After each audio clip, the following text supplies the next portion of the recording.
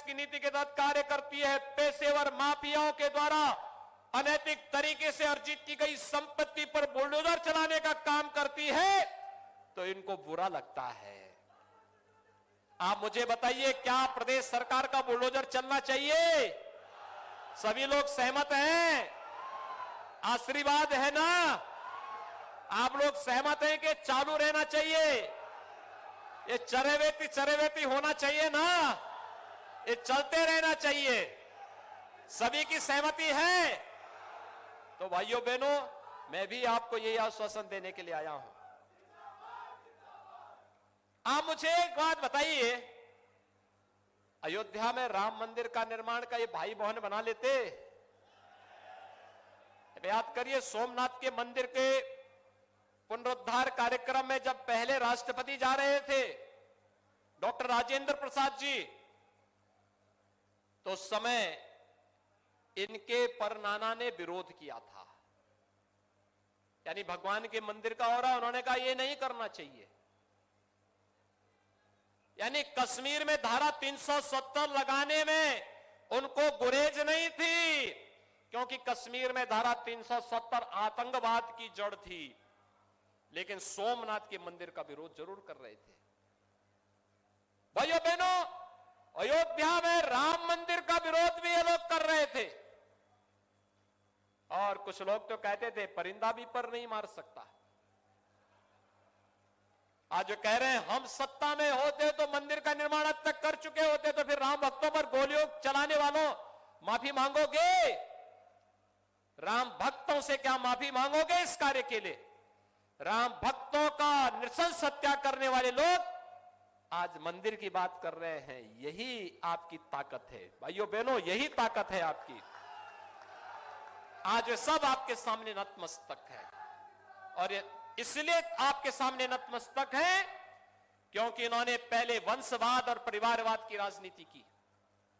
इन लोगों ने पहले जातिवाद के नाम पर समाज को बांटा, और जब इन्हें लगा कि मोदी जी के आने के बाद वंशवाद, परिवारवाद, जातिवाद ये सब चला गया कूड़े के दान में, अब तो देश के अंदर एक ही बात गूंज रहा है, वह बात है राष्ट्रवाद का। तो अब ये भी नतमस्तक आपके सामने हो चुके हैं। नहीं तो ये लोग पहचानते ही नहीं थे। भगवान राम और भगवान कृष्ण को काल्पनिक कहते थे। कहते थे कि अयोध्या में राम मंदिर का फैसला आ जाएगा तो खून की नदियां बहेंगी। मैंने कहा रे बेकार की बात करते हो, फैसला आएगा, एक मच्छर नहीं मरेगा, सबसे शांतिपूर्ण दिन रहेगा। और हुआ ना, जिस दिन 9 नवंबर 2019 को अयोध्या में राम जन्मभूमि के बारे में माननीय उच्चतम न्यायालय का फैसला आया था, प्रदेश में एक भी घटना नहीं घटित हुई। उत्साह के साथ सब लोग मग्न थे, शांतिपूर्ण सौहार्दपूर्ण दिन था। ऐसा लगता जैसे राम राज्य आ गया है, राम राज्य का दिन था भाइयों बहनों। 500 वर्षों के बाद ये सपना साकार किया है मोदी जी ने, लेकिन इन लोगों को ये अच्छा नहीं लगता। अयोध्या में राम मंदिर का निर्माण हो, भव्य राम मंदिर का निर्माण हो, इनको अच्छा नहीं लगता। आपने देखा होगा अभी काशी में, भाइयों बहनों, अभी आपने काशी में देखा होगा, काशी में भगवान विश्वनाथ के भव्य धाम का निर्माण प्रधानमंत्री मोदी जी ने किया है।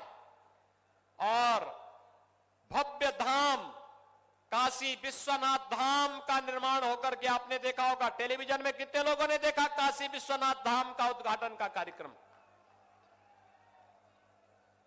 भाइयों बहनों, मोदी जी ने वहां पे क्या काम किया था? गए, पहले गंगा जी में डुबकी लगाए।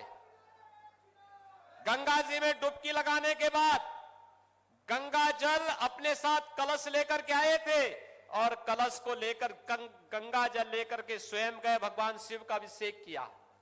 आपने देखा ना? और भगवान शिव का अभिषेक करने के बाद फिर गए और श्रमिकों के ऊपर पुष्प वर्षा किए। देखा ना वह भी दृश्य। कभी किसी प्रधानमंत्री को श्रमिकों के ऊपर पुष्प वर्षा करते हुए देखा है क्या? आपने इतिहास में तो सुना होगा कि जिन श्रमिकों ने ताजमहल का निर्माण किया था, उन श्रमिकों के हाथ काट दिए गए थे, मालूम है ना? एक उस सोच के लोग थे और एक यह सोच है जो राष्ट्र निर्माण की है, जो काशी विश्वनाथ धाम का निर्माण करने वाले श्रमिकों पर पुष्प वर्षा भी करते हैं। भाइयों बहनों, ये लड़ाई ही वर्तमान में चल रही है, एक तरफ निर्माण की, एक तरफ विध्वंस करने वालों की। एक तरफ वे लोग हैं जो आतंकवादियों पर दायर मुकदमों को वापस लेते हैं, और एक तरफ हम लोग हैं जो आतंकवादियों को ठिकाना लगा करके राम मंदिर के निर्माण का मार्ग भी प्रशस्त करते हैं। एक वे लोग हैं जो गरीबों के लिए आने वाले मकान को, शौचालय को, विद्युत की व्यवस्था को, अन्न योजना के पैसे को हड़प करके अपने घर का विकास कराते थे, और दूसरी तरफ हमारे लिए तो प्रदेश के 25 करोड़ लोग ही परिवार हैं, उनको एक एक मकान हर एक गरीब को दिलवाने का कार्य हमारे माननीय सांसद, माननीय विधायकगण कर रहे हैं। ये काम पहले भी हो सकता था, आजादी के बाद भी हो सकता था। मोदी जी ने आने के बाद जो काम शुरू 2014 में किया, ये काम 1947 में क्यों नहीं प्रारंभ हो पाया? ये काम 2004 में क्यों नहीं प्रारंभ हो पाया? 2009 में क्यों नहीं हो पाया? अगर ये बात हमने समझने का प्रयास किया होता भाइयों बहनों, तो संभवतः ये जो अमेठी को अपनी बपौती समझने वाले कभी भी हिंदू और हिंदुत्व के नाम पर आपके बीच में फूट डालने का दुस्साहस नहीं कर पाते, कभी नहीं डाल पाते। हमने तो कोई भेद नहीं किया।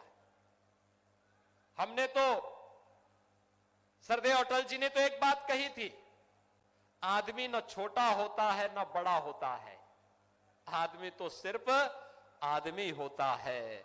यही तो हमारे संस्कार हैं। हमने तो एक ही बात की, और वह था सबका साथ और सबके विकास का।